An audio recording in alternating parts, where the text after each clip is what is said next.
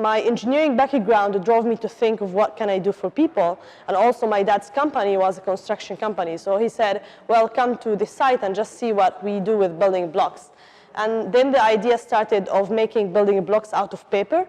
And it took me like around 8 months of research, and it was successful, but it wasn't affordable. Like people wouldn't afford paying to have building blocks. So we didn't solve the problem. And then I developed the block into a mud block, and we built a few houses.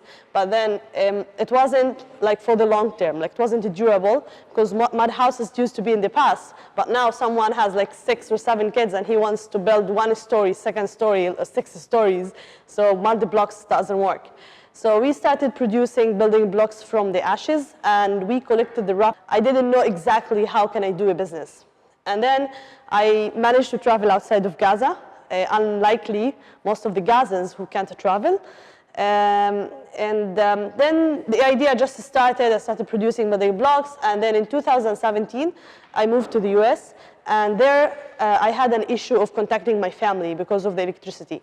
So people have been living under 3 to 6 hours, maximum 8 hours of electricity a day. And my family was one of the families who couldn't have electricity, and they couldn't contact me. So, and then that time I was like, okay, maybe we should do something to solve this energy crisis. And we had many energy companies in Gaza, but most of it are, well, all of it are profitable companies, and they don't focus on the household level. And household level is a very marginalized sector in the community, but at the same time, it's a good market to start from. And I was like, okay, maybe we should bring small solar systems, not big solar systems like other big companies, and provide families with it. And then we started providing families with solar systems, and the pilot just fell apart because it wasn't the system that the families were looking for.